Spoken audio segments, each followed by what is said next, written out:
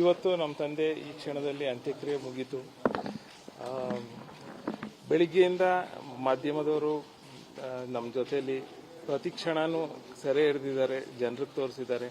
ಮಾಧ್ಯಮದವರಿಗೆ ನನ್ನ ಕಡೆಯಿಂದ, ನಮ್ಮ ಪರಿವಾರದ ಕಡೆಯಿಂದ ಧನ್ಯವಾದಗಳು.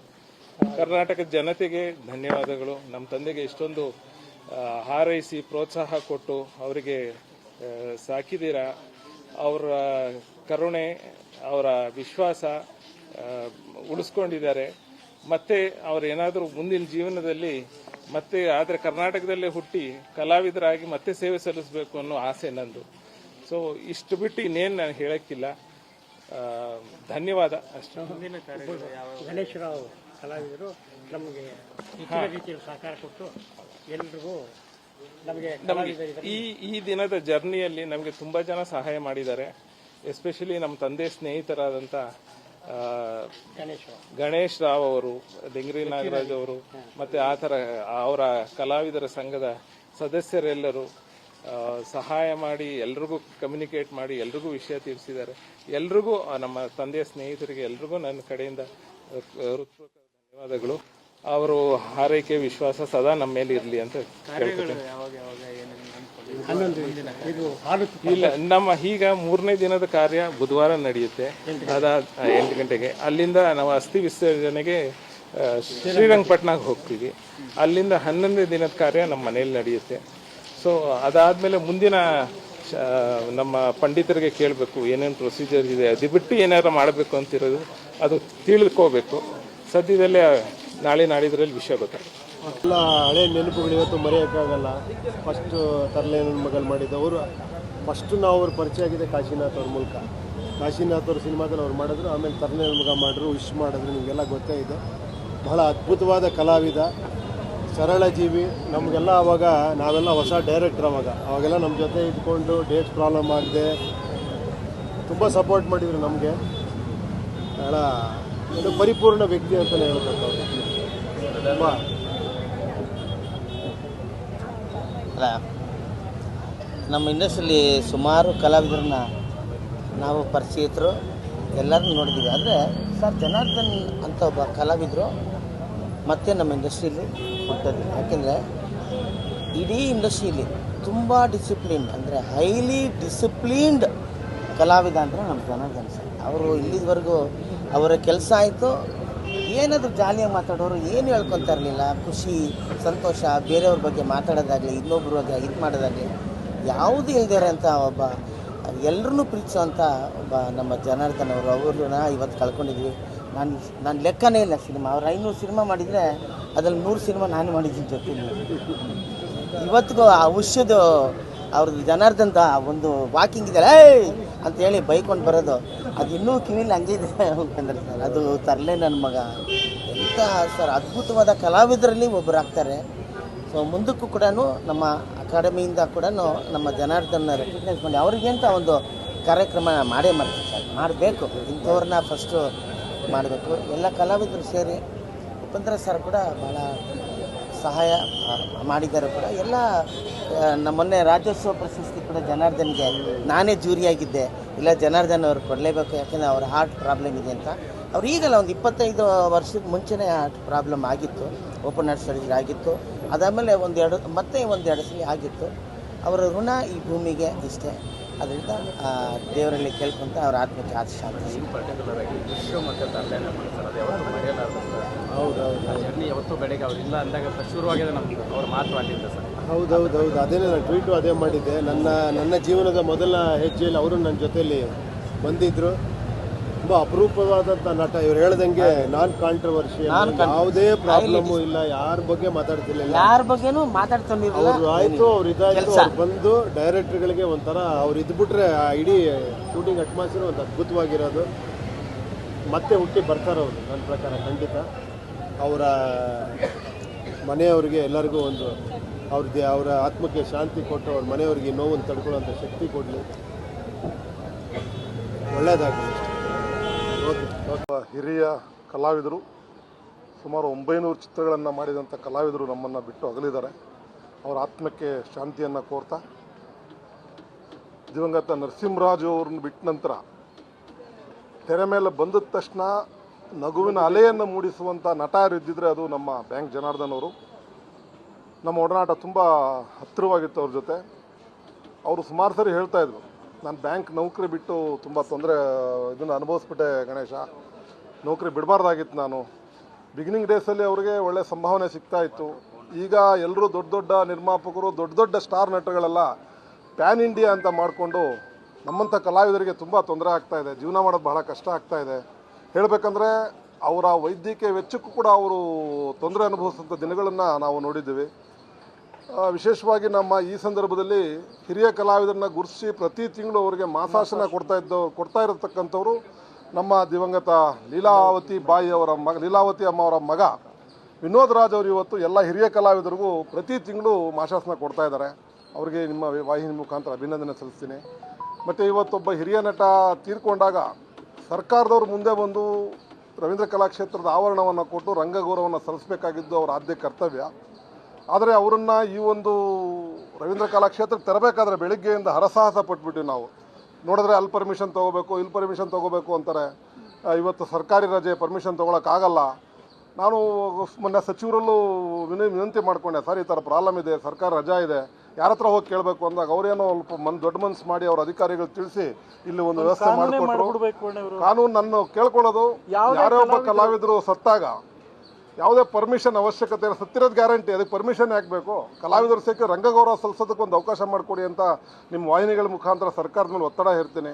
ಮತ್ತು ಕಲಾವಿದರು ಸತ್ತಾಗ ಅವರಿಗೆ ಅವರ ವ್ಯವಸ್ಥೆಗೋಸ್ಕರ ಹಣಕಾಸಿಂದು ಭಾಳ ದುಸ್ಥಿತಿ ಇರುತ್ತೆ, ಅವ್ರ ಪರಿಸ್ಥಿತಿ ಅದಿರಲ್ಲ. ಸೊ ದೊಡ್ಡ ದೊಡ್ಡ ಕಲಾವಿದರು ಸತ್ತಾಗ, ದೊಡ್ಡ ದೊಡ್ಡ ನಟರು ಸತ್ತಾಗ ಎಲ್ಲವನ್ನೂ ವ್ಯವಸ್ಥೆ ಭಾಳ ಅದ್ಧೂರಿಯಾಗಿ ಮಾಡ್ತಾರೆ. ಪ್ರಚಾರಕ್ಕಿರ್ಬೋದು ಅಥವಾ ಅವ್ರ ಹತ್ರ ಬೇಷ್ ಅನ್ನಿಸ್ಕೊಳ್ಳೋಕ್ಕಿರ್ಬೋದು. ಇಂಥ ಬಡ ಕಲಾವಿದರು ಸತ್ತಾಗ ಯಾವ ಸರ್ಕಾರನೂ ಬರಲ್ಲ, ಅಧಿಕಾರಿನೂ ಬರಲ್ಲ. ಅದೊಂದು ಖೇದ ಇದೆ. ದಯವಿಟ್ಟು ಮುಂದಿನ ದಿನಗಳಲ್ಲಿ ಯಾವುದೇ ಕಲಾವಿದ ಸತ್ತರೂ ಅವರಿಗೆ ಒಂದು ರಂಗಗೌರವ ಸಲ್ಲಿಸೋದಕ್ಕೆ ಸ್ಥಳಾವಕಾಶ ಮಾಡಿಕೊಡ್ಬೇಕು ಅಂತ ನಿಮ್ಮ ಮುಖಾಂತರ ಕೇಳ್ಕೊಳ್ತೀನಿ. ಒಂದು ಸೇರಿಸಿ ಹೇಳ್ಬಿಡ್ತೀನಿ, ಯಾವುದೇ ಸರ್ಕಾರ ಆದರೂ ಅಷ್ಟೇ, ಯಾರೇ ಹಿರಿಯ ಕಲಾವಿದರು ಕನ್ನಡ ಚಿತ್ರರಂಗದಲ್ಲಿ ಯಾರೇ ಸೇವೆ ಸಲ್ಲಿಸಿದ್ರು ತೀರ್ಕೊಂಡ ತಕ್ಷಣ ಫಾರ್ಮಾಲಿಟೀಸ್ ಎಲ್ಲ ಪಕ್ಕಕ್ಕಿಡಿ ರವೀಂದ್ರ ಕಲಾಕ್ಷೇತ್ರಕ್ಕೆ ಬರೋದಕ್ಕೆ ಅಥವಾ ದರ್ಶನಕ್ಕೆ ಯಾವುದೇ ಸಮಸ್ಯೆ ಆಗಬಾರ್ದು.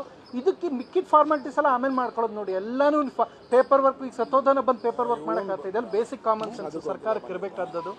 ಸೊ ತಗೊಂಬರಕ್ಕೆ ಇಷ್ಟೊಂದು ಅಲ್ಲಿಗೆ ಬಂದು ವಾಪಸ್ ತೊಗೊಂಬರೋದು ತುಂಬ ಕಷ್ಟ ಆಗುತ್ತದೆ. ಕೆಲವೊಂದೆಲ್ಲ ಹಿರಿಯ ಕಲಾ ಬಂದ ತಕ್ಷಣ ಇಲ್ಲಿ ದರ್ಶನಕ್ಕೆ ಯಾರ್ಯಾರೋ ಬಂದಿರ್ತಾರೆ, ಅದಕ್ಕೊಂದು ಅವಕಾಶ ಆಗೋದನ್ನ ಇದನ್ನು ಸರ್ಕಾರ ಇರಲಿ ಅಥವಾ ಅಧಿಕಾರಿಗಳು ಯಾರು ಇರ್ತಾರೋ ಅವರು ಡಿ ಸಿ ಇರ್ಬೋದು, ಇದನ್ನೆಲ್ಲ ಗಮನಕ್ಕೆ ತೊಗೊಂಡು ಮಾಡ್ಬೇಕು. ಇದನ್ನ ಅದಕ್ಕೋಸ್ಕರ ತೊಗೊಂಬರೋಕ್ಕೆ 3 ಗಂಟೆಗೆ ತಂದು ನೀನು ಅರ್ಧ ಗಂಟೆಗೆ ತೊಗೊಂಡೋಗ್ತಾರೆ, ಇಲ್ಲಿಗೆ ಯಾಕೆ ತರಬೇಕಾಯ್ತು? ತರದಲ್ಲೇ 2 hours ಹೋಯ್ತಪ್ಪ.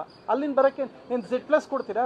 ನೀವೇನು 0 ಟ್ರಾಫಿಕ್ ಕೊಡ್ತೀರಾ? ಇಲ್ಲ ತಾನೆ. ಅಲ್ಲಿ ಬರೋಕ್ಕೆ 1.5 ಗಂಟೆ, ಹೋಗೋಕ್ಕೆ 1.5 ಗಂಟೆ. ಏನಕ್ಕೆ ಬರಬೇಕು ಹಂಗಾರೆ? ಬೇಸಿಕ್ ಕಾಮನ್ ಸೆನ್ಸ್ ಅವೆಲ್ಲ. ಯಾವುದೇ ಹಿರಿಯ ಕಲಾವಿದರು ತೀರ್ಕೊಂಡಾಗ ರವೀಂದ್ರ ಕಲಾಕ್ಷೇತ್ರದ ದರ್ಶನಕ್ಕೆ ನಿಮ್ಮ ಯಾವ ಪೇಪರ್ ವರ್ಕು ಬೇಡ, ಫಸ್ಟ್ ದರ್ಶನಕ್ಕೆ ವ್ಯವಸ್ಥೆ ಮಾಡಿ, ಮಿಕ್ಕಿದ್ದು ಆಮೇಲೆ ಇದನ್ನು ಮಾಡಿ. ನೀವು ಸಾಯ್ತೀರಾ ಕಣ್ರಯ್ಯ, ಎಲ್ಲರೂ ಸಾಯ್ತೀರಿ, ಅಧಿಕಾರಿಗಳಾಗಲಿ ನೀವು ಸಾಯ್ತೀರಿ, ನೀವು ಊಟ ಹೊಡ್ಕೊಂಡ್ರೆ ಇಲ್ಲೇ ಇರ್ತೀರಾ? ಏನು ಬೇಸಿಕ್ ಕಾಮನ್ ಸೆನ್ಸ್? 900 ಸಿನಿಮಾ ಮಾಡೋದನ್ನ ಬಾಡಿ ತಾಂಬರಕ್ಕೆ ಇಷ್ಟೊಂದು ಕಷ್ಟಪಡಬೇಕು ಅಂದರೆ ಶೇಮ. ನಿಮಗೆ ನಾಚಿಕೆ ಆಗಬೇಕು. ಅನ್ಫಿಟ್ ನೀವೆಲ್ಲ ಅಲ್ಲಿ ಕಾರ್ಯಕ್ರಮ ಅಲ್ಲಿ ಸ್ಥಾನದಲ್ಲಿ ಇರೋದಕ್ಕೆ. ಒಂದು ಫೋನಲ್ಲಿ ವ್ಯವಸ್ಥೆ ಮಾಡಬೇಕು ಅಂತ ಮನವಿ ಮಾಡಿಕೊಂಡಾಗ ನಿಜವಾಗ್ಲೂ ಶಿವರಾಜ್ ತಂಗಡಿಗೆ ಮತ್ತು ಅವರ ತಂಡಕ್ಕೆ ನಿಜ ಅಭಿನಂದನೆಗಳು. ಫಾಲೋ ಅಪ್ ಮಾಡಿ ಅವರ ಮಧುಸೂದನ್ ಇರ್ಬೋದು, ಕಿರಣ್ ಇರ್ಬೋದು, ಅವರ PS ಗಳು ಬಹಳ ಸಪೋರ್ಟ್ ಮಾಡಿದ್ರು. ಅವರಿಂದ ಇವತ್ತು ಇಲ್ಲಿ ಒಂದು ವೇದಿಕೆ ಕಲ್ಪಿಸ್ಕೊಟ್ಟಿದೆ. ಅವರಿಗೆ ನಿಜವಾಗ್ಲೂ ಅಭಿನಂದನೆ ಸಲ್ಲಿಸಬೇಕು. ಸಾಂಸ್ಕೃತಿಕ ಇಲಾಖೆ ಸಚಿವ ಶಿವರಾಜ್ ತಂಗಡಿಗೆ ಇರೋದಕ್ಕೆ ಅಟ್ಲೀಸ್ಟ್ ಪರವಾಗಿಲ್ಲ. ಅಧಿಕಾರಿಗಳು ಸ್ಪಂದಿಸ್ತಾ ಇಲ್ಲ, ಅದೊಂದು ಲೇಟ್ ಮಾಡ್ಬಿಡ್ತಾರೆ. ಬಾಡಿ ಅಲ್ಲ ಒಂದು ಅರ್ಧ ಗಂಟೆ ಕಣಪ್ಪ, 3:15 ಎತ್ಕೊ ಹೋಯ್ತಾರೆ. 3:15 ತಗೊಂಡೋಕೆ ಏನಕ್ಕೆ ತರಬೇಕಾಯ್ತು ಇಲ್ಲಿಗೆ? ಅದೆಲ್ಲ ಬೇಸಿಕ್ ಕಾಮನ್ ಸೆನ್ಸ್. ಅದು 900 ಸಿನಿಮಾ ಮಾಡಿರೋಬ್ಬ ಲಾಸ್ಟ್ ಪ್ರೋಗ್ರಾಮ್ ಅಟೆಂಡ್ ಮಾಡಿದ್ದೆ ಅವ್ರದ್ದು ನಾನು, ಅಥವಾ ನನ್ನ ಪ್ರೋಗ್ರಾಮೇ ಅವ್ರ ಸರ್ ಅಟೆಂಡ್ ಮಾಡಿದ್ದು. ಇವತ್ತಿಗೆ 3 ವಾರ ಅಥವಾ 4 ವಾರದಿಂದ ನಾನು ಪ್ರಿಯಾಂಕಾ ಉಪೇಂದ್ರ ಮೇಡಮ್ ಹಿರಿಯ ಕಲಾವಿದರಗೋಸ್ಕರ ಒಂದು ವಿಶೇಷವಾದ ಕಾರ್ಯಕ್ರಮ ಮಾಡಿದ್ರು. ಅಲ್ಲಿ ಒಂದೇ ಒಂದು ಬಹಳ ಅದ್ಭುತವಾದ ಮಾತು ಹೇಳಿದ್ದು, ನಂಗೆ ಇದುವರೆಗೆ ಯಾರೂ ಹೇಳೇ ಇಲ್ಲ. ಸರ್ ನೆಕ್ಸ್ಟ್ ಯಾವ್ದಾದ್ರು ಕಾರ್ಯಕ್ರಮದಲ್ಲಿ ಆ ಡೈಲಾಗ್ ಬಳಸ್ತೀನಿ ಸರ್ ಅಂತ ಹೇಳಿದ್ದೆ. ಪ್ರಥಮ ಕೇಳಿಸ್ಕೊಳ್ಳಿ, ನಮ್ಮ ಹತ್ರ ಆಗ ಸಬ್ಜೆಕ್ಟ್ ಇರ್ತಿತ್ತು, ಬಜೆಟ್ ಇರ್ತಿಲ್ಲ. ಈಗ ನಿಮ್ಮ ಹತ್ರ ಬಜೆಟ್ ಇದೆ, ಸಬ್ಜೆಕ್ಟ್ ಇರಲ್ಲ ಪ್ರಥಮ್ ಅಂತ ಹೇಳಿದ್ರು. ಇವತ್ತಿಗೂ ನನ್ನ ಮನಸ್ಸಲ್ಲಿ ಅದು ಇನ್ನೂ ಕಾಡ್ತಾ ಇದೆ. ಎಲ್ಲ ಚಾನಲ್ 500-600 ಸಿನಿಮಾ ಅಂತ ತೋರಿಸ್ತಾ ಇದ್ರೆ, ಇಲ್ಲ 900 ಸಿನಿಮಾ ಅವ್ರು ಆ್ಯಕ್ಟ್ ಮಾಡಿರೋದು. 832 ಸಿನಿಮಾ ರಿಲೀಸ್ ಆಗಿದೆ. ಇದಿಷ್ಟು ಅವ್ರು ಮೊನ್ನೆ ಲಾಸ್ಟ್ ಪ್ರೋಗ್ರಾಮಲ್ಲಿ ನಾನು ಪ್ರಿಯಾಂಕಾ ಉಪೇಂದ್ರ ಮ್ಯಾಮ್ ಒಂದು ಕಾರ್ಯಕ್ರಮದಲ್ಲಿ ಹಿರಿಯ ಕಲಾವಿದ ಸ್ಮರಣಾರ್ಥ ಮಾಡಿದಂಥ ವಿಶೇಷವಾದ ಕಾರ್ಯಕ್ರಮದಲ್ಲಿ ಅವರೇ ಹೇಳಿದ್ದು. 832 ಸಿನಿಮಾ ಅವ್ರದ್ದು ರಿಲೀಸ್ ಆಗಿರೋದು. ಟೋಟಲ್ ಆ್ಯಕ್ಟ್ ಮಾಡೋದು 900 ಚಿಲ್ಲರೆ, 905 ಹೆಚ್ಚು ಕಡಿಮೆ. ರೀಸೆಂಟಾಗಿ ಒಂದು ಕೂಡ ಆ್ಯಕ್ಟ್ ಮಾಡಿದ್ದಾರೆ. ಸೊ ನಾನೊಂದು ಮನವಿ ಕೇಳ್ಕೊಳ್ತೀನಿ, ಯಾಕೆಂದರೆ ಹಿರಿಯ ಕಲಾವಿದರ ಪರವಾಗಿ ಎಲ್ಲರ ನಾನೊಂದು ಬಹಳ ಸಣ್ಣ ಒಂದು ನಾನು ಅವ್ರಿಗೆ ಹೇಳೋಷ್ಟು, ಬಟ್ ತುಂಬ ಒಡನಾಟ, ಈ ಆ ಒಂದು ಪ್ರೋಗ್ರಾಮಲ್ಲಿ ನನಗೆ ಭಾಳ ಅವ್ರು ಹೇಳಿದ ಅದೊಂದು ಮಾತು, ಅವರ ಎಷ್ಟು ಈಗ ಕಲಾವಿದರೆಲ್ಲ ಒಂದೊಂದು ಪಾರ್ಟಿಲಿ ಭಾಳ ಸಾಮಾನ್ಯ ಗುರ್ಸ್ಕೊಡ್ತಾರೆ. ಒಂದು ಕಲಾವಿದರು ಈ ಪಾರ್ಟಿಲಿ ಯಾವುದೇ ರಾಜಕೀಯ ನೆರಳಿಲ್ಲದೆ ಬಹಳ ಪ್ರಾಮಾಣಿಕವಾಗಿ ಕಲಾ ಸೇವೆ ಮಾಡ್ಕೊಂಬಂದಿದ್ದಾರೆ. ನಾನು ಒಂದೇ ಒಂದು ಮಾತು ಈ ಸಮಯದಲ್ಲಿ ಸರ್ಕಾರನ ಮತ್ತು ಕಲ್ಚರಲ್ ಡಿಪಾರ್ಟ್ಮೆಂಟ್ ಮತ್ತು ಸಾಂಸ್ಕೃತಿಕ ಇಲಾಖೆ, ಶಿವರಾಜ್ ತಂಗಡಗಿಯವ್ರನ್ನ, ಸಿದ್ದರಾಮಯ್ಯ ಸರ್ನ ಒಂದು ರಿಕ್ವೆಸ್ಟ್ ನಾನು ಮಾಡ್ಕೊಳ್ತೀನಿ. ಈ ಸಲ ಮರಣೋತ್ತರ ರಾಜ್ಯೋತ್ಸವ ಪ್ರಶಸ್ತಿ ಬರೋದಿಲ್ಲ, ಗೊತ್ತಿಲ್ಲ ನನಗೆ, ಕ್ಷಮಿಸಿ ನನಗೆ ಗೊತ್ತಿಲ್ಲ. ಸೊ ಒಂದು ರಾಜ್ಯ ಸರ್ಕಾರ ಅವ್ರಿಗೆ ಗೌರವಿಸಬೇಕು ಅಂತ ನಾನು ಈ ಮೂಲಕ ನಾನು ಕೇಳ್ಕೊಳ್ತೀನಿ. ಎಲ್ಲ ಕಲಾವಿದರಲ್ಲೂ ಇಂಥ ಹಿರಿಯ ಚೇತನ ನಮ್ಮ ಕನ್ನಡಕ್ಕೆ ಚಿತ್ರಕ್ಕೆ ಸಿಕ್ಕಿರುವಂಥ ಅದ್ಭುತ ಹಾಸ್ಯ ನಟ, ತಿಳಿ ಹಾಸ್ಯ, ಎಲ್ಲೂ ಡಬಲ್ ಮೀನಿಂಗ್ ಇಲ್ಲದೇ ಪ್ರಾಮಾಣಿಕವಾಗಿ ನಗಿಸಿ ನಮ್ಮನ್ನು ರಂಜಿಸ್ಕೊಂಬಂದರು.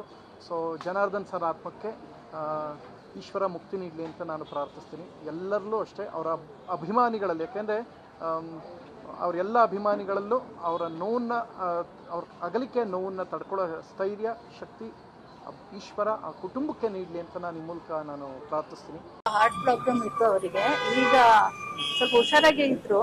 ಈಗ ಒಂದು 15 ಡೇಸಿಂದ ಹುಷಾರಿರಲಿಲ್ಲ, ಲಂಗ್ಸಲ್ಲಿ ಸ್ವಲ್ಪ ನೀರು ತುಂಬಿಕೊಂಡಿದೆ ಅಂತ ಹೇಳಿದರು.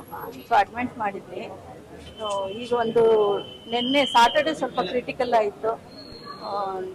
ಇವತ್ತು ಬೆಳಿಗ್ಗೆ 2:30 ಹಂಗೆ ಸೊ ತೀರ್ಕೊಂಡು. ಇಲ್ಲ, ಸ್ವಂತ ಮನೆ ಇತ್ತು, ಎಲ್ಲ ಇದೆ, ಏನಿಲ್ಲ. ಅಂದರೆ ಅವರು ಬ್ಯಾಂಕಲ್ಲಿ ಕೆಲಸ ಮಾಡ್ತಾ ಇದ್ರಿಂದ ಬ್ಯಾಂಕ್ ಜನಾರ್ದನ್ ಅಂತ ಹೆಸರು ಬಂದಿದ್ದವರಿಗೆ.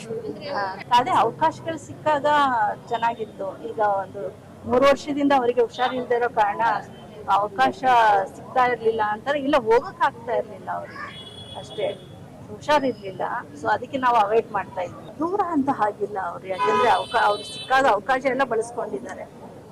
ಜೊತೆಗೂ ಹೆಲ್ತ್ ಇಶ್ಯೂ ಇದ್ದಿದ್ರಿಂದ ಅವರು ಹೋಗ್ತಾ ಇರಲಿಲ್ಲ, ನಾವು ಅವಾಯ್ಡ್ ಮಾಡ್ತಾ ಇದ್ದೆ. ಅವ್ರಿಗಂತೂ ಯಾವಾಗ್ಲೂ ಹೇಳೋರು, ನನಗೆ ಮನೇಲಿ ಇರೋಕ್ಕಾಗೋದಿಲ್ಲ, ಸೊ ಹೋಗ್ತೀನಿ, ಒಂದಿನದ 2 ದಿನ ಶೂಟಿಂಗ್ ಇದ್ರು ಸಹ ಹೋಗ್ಬಿಟ್ಟು ಬರ್ತೀನಿ ಅಂತ ನಮ್ಗೆ ಇವಾಗಿದ್ದಾರೆ ಅವರು. ಅಂದ್ರೆ ನಾವು ನೋಡ್ದಂಗೆ ಫುಲ್ ಡೇ ಬ್ಯುಸಿ ಇರ್ತಾ ಇದ್ರು, ಶೂಟಿಂಗ್ ಅಲ್ಲೇ ಬ್ಯುಸಿ ಇರೋರು. ಶೂಟಿಂಗ್ ಇಲ್ಲ ಅಂದ್ರೆ ಡ್ರಾಮಾ ಅವ್ರದ್ದಿತ್ತು, ಅವ್ರದ್ದೇ ಕಂಪ್ನಿ ಇದೆ, ಡ್ರಾಮಾ ಕಂಪ್ನಿ, ಅದ್ರಲ್ಲಿ ಬ್ಯುಸಿ ಇರ್ತಾ ಇದ್ರು. ಸೊ ಈ ತರ ಅವರು ಇದ್ದಿದ್ದು ಮನೇಲಿ, ಸಾಮಾನ್ಯವಾಗಿ ಮನೇಲಿ ಕುತ್ಕೊಂಡಾಗ ಅನ್ಸುತ್ತೆ ಅಲ್ವಾ. ಸೊ ಈ ತರ ಒಂದಿನದ 2 ದಿನಕ್ಕೆ ಅದು ಹೋಗ್ಬಿಟ್ಟು ಬರ್ತೀನಿ ಅಂತ ನಮಗೆ ಹೇಳ್ತಾ ಇದ್ರು. ನನ್ನ ತಮ್ಮ ಕರ್ಕೊಂಡು ಹೋಗಿ ಬರ್ತಾ ಇದ್ದ. ಅವಕಾಶ ಸಿಕ್ಕಾಗೆಲ್ಲ ನಾವು ಹೋಗ್ತಾ ಇದ್ವಿ, ಯಾರು ಇಲ್ಲ ಅಂದ್ರೆ ನಾವು ಕರ್ಕೊಂಡು ಹೋಗ್ತಾ ಇದ್ವಿ ನಮ್ಮ ಡ್ಯಾಡಿನ. ಯಾವ ಸಿನಿಮಾ ತುಂಬಾ ಇಷ್ಟ? ಸಿನಿಮಾ ಅವ್ರದ್ದು ಎಲ್ಲ ಕಾಮಿಡಿ ಫಿಲಮ್ ಎಲ್ಲ ನಮ್ಗೆ ತುಂಬಾ ಇಷ್ಟ. ನಮಗೆ ನಮ್ದೆಲ್ಲ 3 ಜನಕ್ಕೂ ಬೇಗ ಮದುವೆ ಆಗೋಯ್ತು. ನಮ್ಮ ಫ್ಯಾಮಿಲಿ ಅದರಲ್ಲಿ ನಾವು ಬ್ಯುಸಿ ಆಗೋದ್ವಿ. ಆ ಥರ ಏನೂ ಇಲ್ಲ. ನನ್ನ ತಮ್ಮ ಸ್ವಲ್ಪ ಕೆಲವೊಂದೆಲ್ಲ ಮಾಡಿದಾನೆ.